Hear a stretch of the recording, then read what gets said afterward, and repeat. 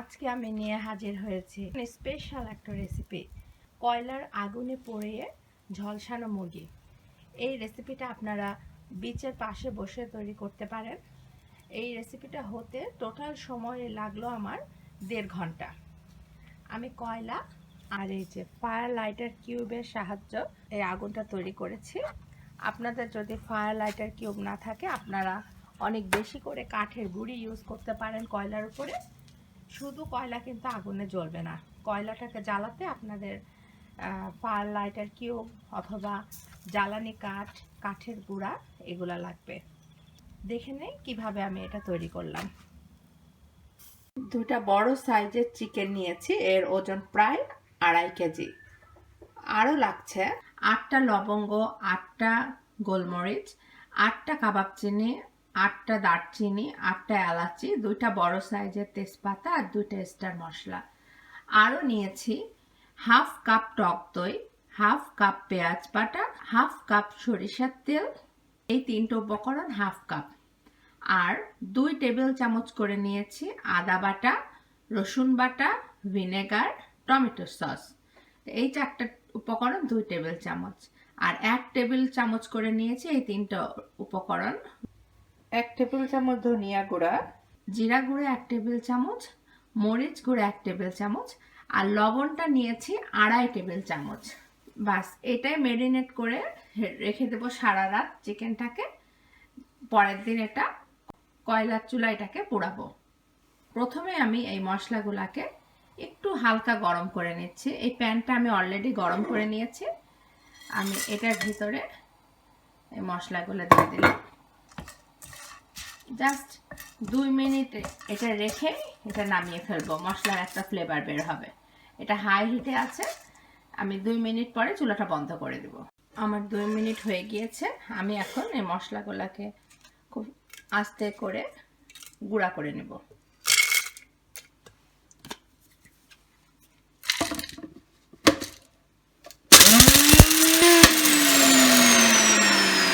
বাস, এটা হয়ে গেল।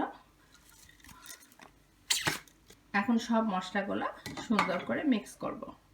আমি এখন এই বোলের মধ্যে একে একে সব মশলাগুলো দিয়ে দেব।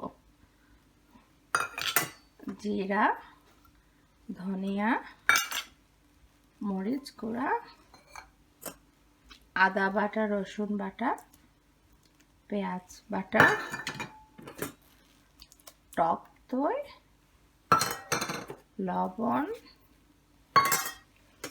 টমেটো কেচাপ, সরিষার তেল আর ভিনেগার। মশলাটা খুব ভালো করে মিক্স করব।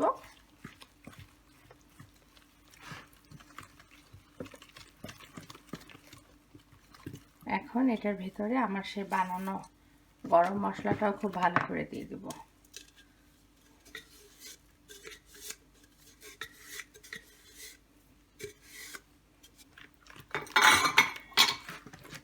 আমার মশলা রেডি।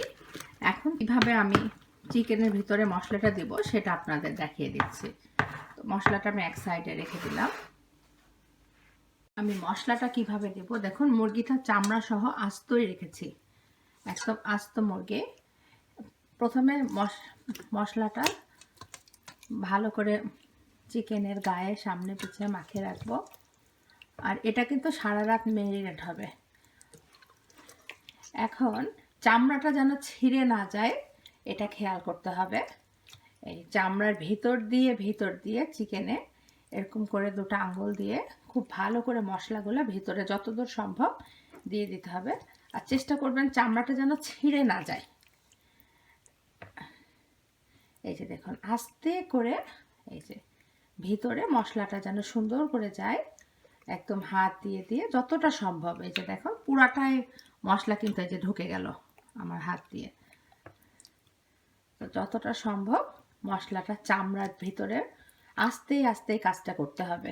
তাড়াহুড়া করলেই চামড়াটা ছিঁড়ে যাবে কিন্তু। আর মুরগিটা কিন্তু ঠান্ডা থাকতে হবে। মুরগিটা যদি গরম থাকে তাহলে কিন্তু চামড়াটা খুব তাড়াতাড়ি ছিঁড়ে যাবে। এই যে যতটা সম্ভব চামড়ার তলা দিয়ে এই মশলাটা আমি দিয়ে দিলাম। তারপর ভিতরে হাত দিয়ে দিয়ে সমস্ত জায়গায় খুব ভালো করে মশলাটা দিয়ে দিতে হবে। এই দেখেন, এই রানের মাংসের ভিতরেও, এই চামড়ার ভিতর দিয়ে এই রানের মাংসের এই ভিতরেও মশলাগুলো দিয়ে দিতে হবে। এই যে খুব আস্তে আস্তে কাজটা করতে হবে। এই যে দেখুন, এই যে পুরা রানটাই আমি মশলাটা মাখিয়ে দিলাম, কিন্তু চামড়াটা ছিঁড়বে না। এই যে আঙ্গুল দিয়ে ভিতর দিয়ে চামড়াটা সুন্দর করে ছাড়িয়ে এই যে এর ভিতরে আমি সমস্ত মশলা দিয়ে দিলাম। এইভাবে দুইটা চিকেনই আমি খুব ভালো করে মাখিয়ে নেব।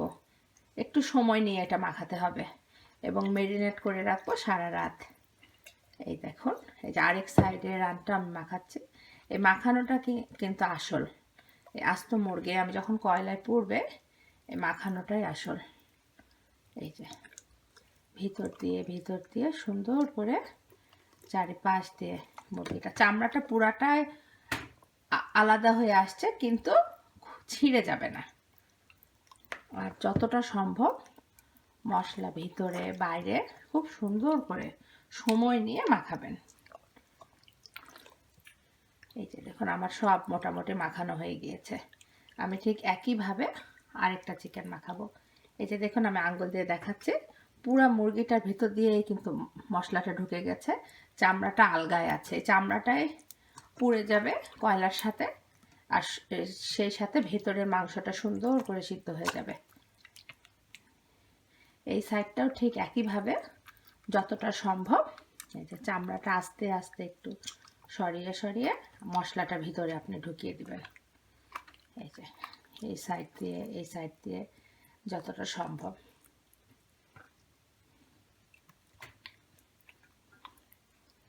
এটাও তাই। আর এটা মাখাতে কিন্তু কোনো নাইফ বা চামচ ইউজ করবেন না, সম্পূর্ণটাই হাত দিয়ে মাখাবেন। বাস হয়ে গেল আমার একটা চিকেন মাখানো। এখন আরেকটা চিকেন মাখাবো এবং সারা রাত এটা ম্যারিনেট করে রাখবো। ঠিক একইভাবে প্রথমে 4-5 মাখিয়ে নিব,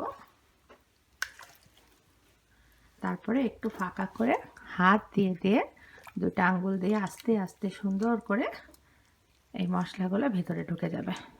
তো আমার দুটা চিকেনে মাখানো হয়ে গেল খুব সুন্দর করে। দুটার মশলার মধ্যে একদম ডুবিয়ে রেখে দিচ্ছি সারা রাত।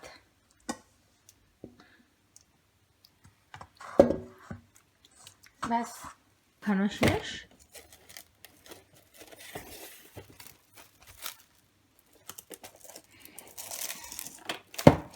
এখন এটা ম্যারিনেট করে সারা রাত রেখে দিচ্ছি। সারা রাত আমার এই হোল চিকেনটা ম্যারিনেট করা হয়ে গিয়েছে। এখন এটা কয়লাতে কিভাবে পোড়াবো সেটা দেখাচ্ছে। এটা আমি এক সাইডে রেখে দিলাম। আমি এক ব্যাগ কয়লা কিনে নিয়েছি, এটা ভালো মানের কয়লা।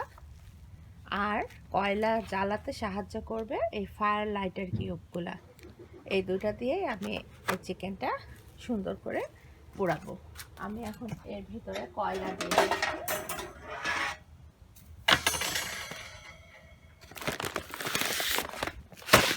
কয়লাগুলো এখানে ঢেলে দিচ্ছি।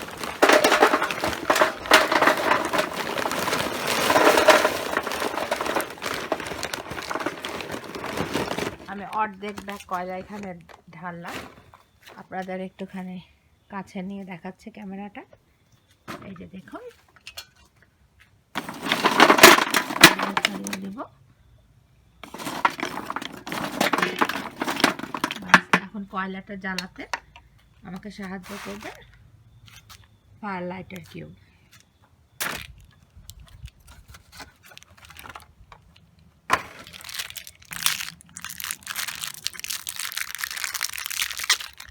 আমি এখান থেকে 7-8টা মতো কিউব খুলে নিচ্ছি।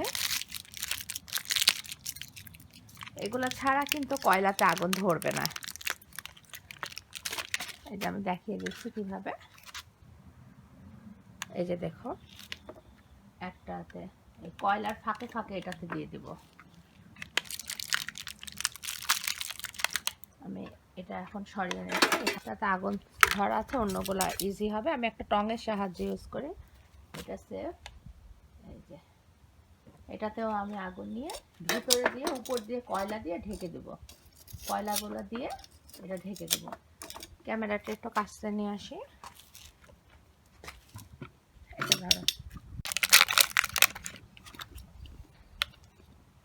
এই যে আরেকটাতে আগুন লাগিয়ে নিচ্ছি। এই যে দেখুন, এগুলা কয়লার ফাঁকে ফাঁকে দিয়ে কয়লাগুলার এর উপর দিয়ে ঢেকে দিতে হবে, তাহলে আস্তে আস্তে কয়লাগুলাতে আগুন লেগে যাবে।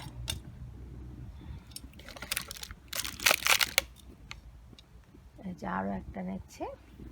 এই যে দেখুন, এটা এই সাইডে দিয়ে এটা ভালো করে ঢেকে দিচ্ছি। কয়লাতে মুরগি পোড়ালে একটা অন্যরকম ফ্লেভার আসে। এভাবে বেশ কয়েকটা আমি দিয়ে দিচ্ছি। এই যে কয়লাটা একটু সরিয়ে ভিতরে দিয়ে এর উপর দিয়ে কয়লাগুলো দিয়ে দেবো। এই যে বাস, আপাতত এটুকুই থাক। এখন আমি চিকেনগুলোকে খুব সুন্দর করে এর উপরে সাজিয়ে দিচ্ছি। আমি এখন চিকেনগুলোকে খুব সুন্দর করে গেঁথে দেব। এই যে চিকেনের মাথা দিয়ে আমি এটা ঢুকিয়ে এই দাগগুলো চিকেনগুলোকে ধরে ফেলবে, ভালো করে আটকিয়ে দিতে হবে। আরেকটা চিকেন আমি দিয়ে দিচ্ছি। ঠিক একইভাবে চিকেনটা এখানে দিয়ে কিভাবে দুটো চিকেন দিয়ে এখন আমি এই চিকেনটাকে খুব সুন্দর করে এখানে লাগিয়ে দিচ্ছি।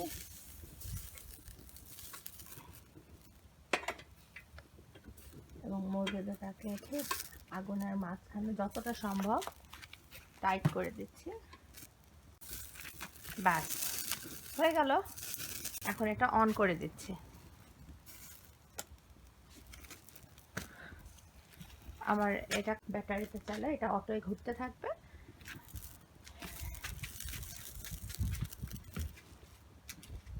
জোর করে চিকেনগুলো এখন ঘুরতে থাকবে।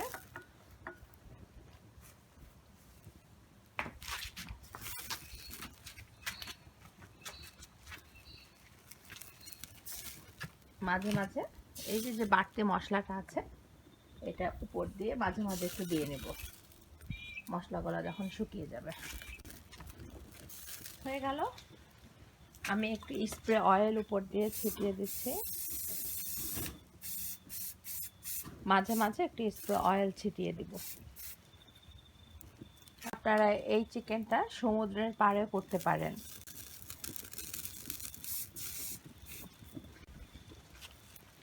এখন ওয়েট করব চিকেনটা হয়ে আসা পর্যন্ত।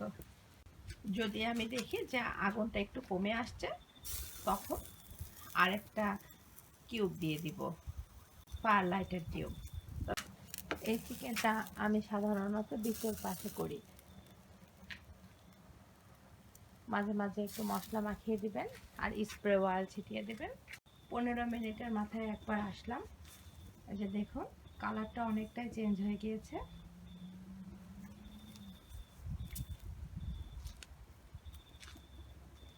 মাঝে মাঝে একটু স্প্রে অয়েল ছিটিয়ে দেব। এই চিকেনের মজাটাই আসে সারা রাত কিন্তু ম্যারিনেট করে রাখতে হবে। কয়লা আর চিকেন মিলে খুব সুন্দর একটা স্মেল আসছে। 20 মিনিটের মাথায় একবার ফিরে আসলাম। আমি এখন আরো কিছু নতুন ফায়ার লাইটের কিউবগুলো দিয়ে দিচ্ছি।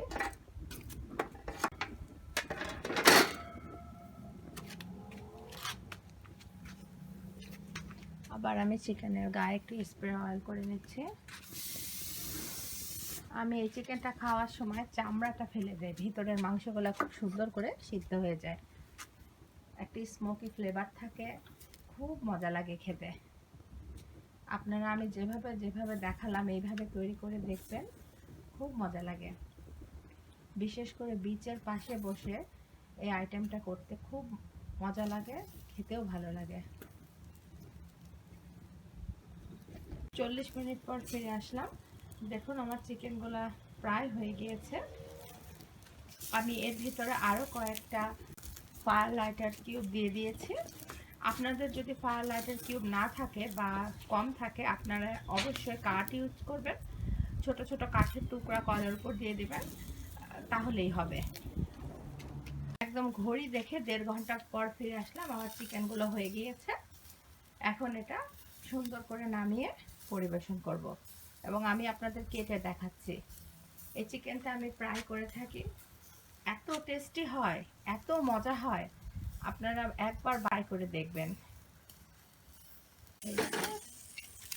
খুব সাবধানে কাজটা করতে হবে, হাতে যেন গরম না লেগে যায়।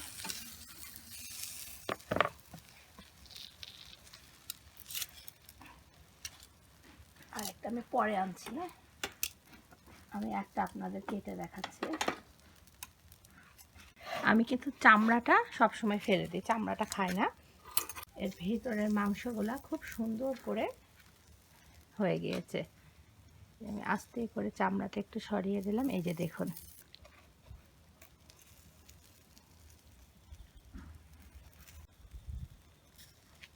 একটা খেয়ে দেখে, দারুণ, ভীষণ টেস্টি, একদম জুসি একটা ভাব আসছে আর ভীষণ মজা।